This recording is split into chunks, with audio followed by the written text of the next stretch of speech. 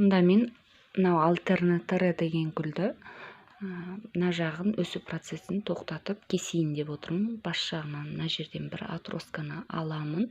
Атросканы тамырлатуға болады, суда тамырлатып егуге болады. Сонымен қатар тоқтайды жоғары қарай өсуін. Мынау жан жағынан өсіп қалыңдайды, әйтпесе ұзынынан кетіп бара жатыр. Сондықтан мына жерден кесіп, мына жақтарын қалыңдататын болам. Сосын мынау екеуін бір горшокқа ексем, кішкене қалынырақ болады, әйтпесе осылай ұзыннан өсетін әдеті бар. Осы альтернатараны тек жапырағымен әдемі, бұның гүл ашады дейді. Біздің климатта гүл ашқанын көрмедім. Осындай. Қазір мына жерден бұйыртса атроска кесіп алатын боламын.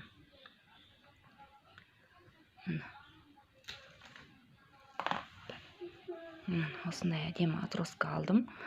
Суда тамырлататын болам. Астыңғы мына екі жапырағын алып тастайым. Кедергі болады тамырлатуға. Енді мынау ары қарай қалыңдап шыға келеді.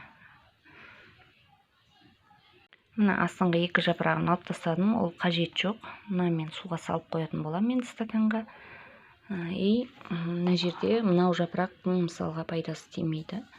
Мынадан жоғары қарай өсіп бастайды. Мына жер тоқтаған жерден, кесілген жерден жоғары қарай атроска өсіп бастайды. Мына жапырақтың қажеті жоқ, кесіп тастауға болады.